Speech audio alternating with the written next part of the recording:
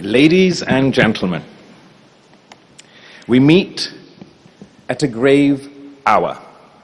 We meet at a time when the world has been reminded that a waterway is not merely geography. It is power, it is commerce, it is food, it is fuel, it is life. The world saw the Strait of Hormuz become the center of confrontation between Iran and the United States. It saw the Islamabad Memorandum of Understanding announced with Pakistan's mediation try to reopen that artery of global economy and halt a wider descent into war. The United States and Iran agreed to cease hostilities and reopen the strait, through which roughly 1/5 of the world's oil and liquefied natural gas normally transits. What was the closing of Hormuz? Let us call it by its name. It was the weaponization of a waterway. It was the conversion of a maritime passage into an instrument of compulsion. It was an economic weapon deployed not by mushroom cloud, but by blockade, fear, insurance premiums, empty tankers, rising prices, and trembling markets. Just as no ceasefire and no peace can be achieved between the United States and Iran with the Strait of Hormuz shut, similarly, how can any ceasefire between India and Pakistan hold without the Indus Waters Treaty being restored? From Hormuz, we must turn to the Indus, because what is true of the Strait of Hormuz is true with even greater intimacy and greater cruelty of the Indus Basin. A strait may carry the oil of nations. The Indus carries the life of nations. India had announced its intention to abandon the Indus Waters Treaty as part of their unjustified assault on Pakistan last summer. It is a war that is internationally recognized as one that India lost. Even India's greatest allies can't help but marvel at the number of planes downed by Pakistan. Pakistan, emerging victorious from this David versus Goliath scale conflict, has reshaped the geopolitics of the region. The concept of propping up India as a net security provider in the region has been abandoned, and the world has moved on. However, I must caution, while Pakistan has stuck to the ceasefire, which were to be discussed, whereas Pakistan has stuck to the terms of the ceasefire, India has not. There were clear and explicit terms of the ceasefire which were to be discussed at a meeting in a neutral location where all friction points were to be addressed. We were to return to the status ante in the meantime, which would of course include India returning to its obligations under the Indus Waters Treaty prior to this dispute. It has not.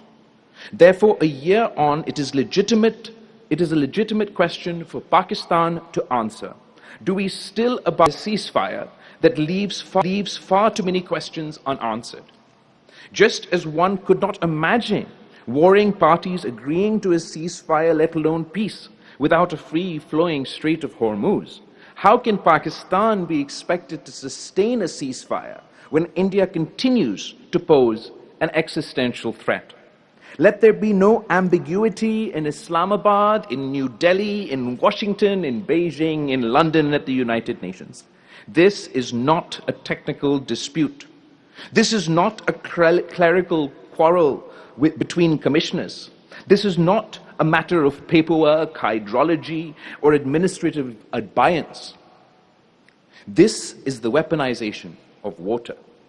The Indus Waters Treaty was not a favor given to Pakistan. It was a solemn international settlement. It was brokered in the shadow of partition because the rivers of Punjab and Sindh could not be left to the mercy of anger.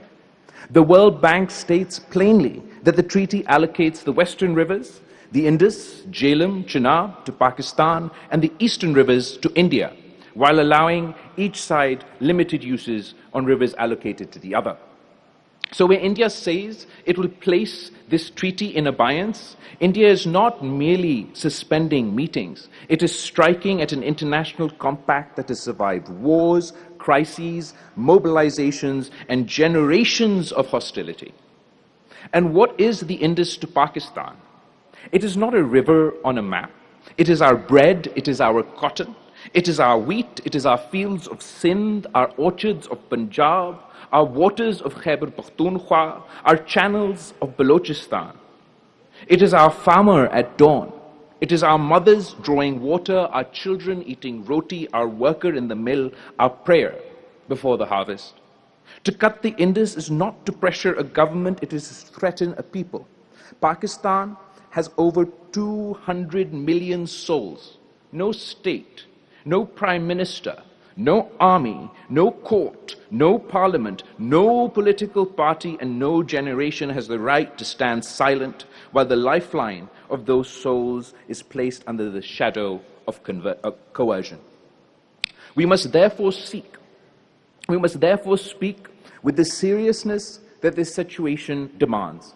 Pakistan must treat every step towards the strangulation of its waters as a national security assault, not merely a diplomatic irritant, not as a footnote in a foreign ministry brief, not as another file to be moved from one desk to another. It must be treated as an attack on the foundations of the state.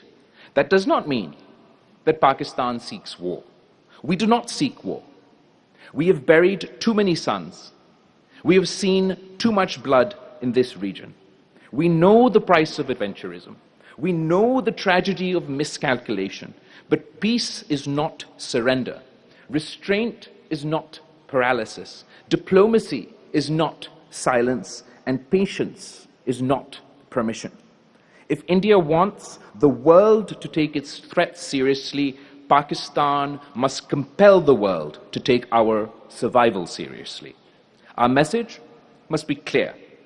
Any move to block, divert, manipulate, or potentially politically control Pakistan's rightful waters will not be treated as routine engineering. Every survey, every tender, every canal proposal, every dam design, every concrete step towards changing the flow guaranteed to Pakistan must be treated as a strategic warning signal. It must trigger a whole of the state response, legal, diplomatic, economical, political, informational, national security preparedness, and even military response.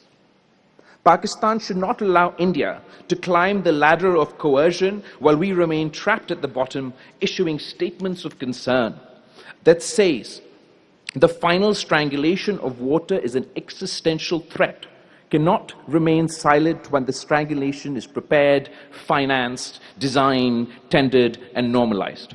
A nation does not wake up only when the riverbed is dry. A nation wakes up when the first stone is moved to dam our future.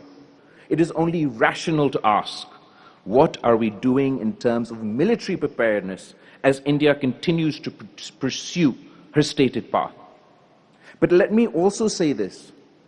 Pakistan must not make a single move that concedes India's illegal position. We must not behave as though India's decision is fait accompli. We must not build policy on the assumption that the treaty is dead. We must not rush to create downstream substitute dams in a way that tells the world India has succeeded, now Pakistan is adjusting. Or give the impression that we were victorious on the battlefield but have surrendered on the banks of the river. No. Pakistan's position must remain immovable. The treaty lives. India's obligations are live. Pakistan's rights live. The Indus does not become India's instrument because India has discovered the language of abeyance. Projects and dams already approved before India's unilateral decision should continue on their own merit. Pakistan must complete what Pakistan has already planned. We must strengthen our dams, reservoirs, barrages, canals, and flood management systems because Pakistan needs water security regardless of India's aggression. But let us be precise. There is a difference between strengthening Pakistan and accepting India's blackmail. There is a difference between national resilience and diplomatic surrender. There is a difference between preparing for scarcity and legitimizing theft.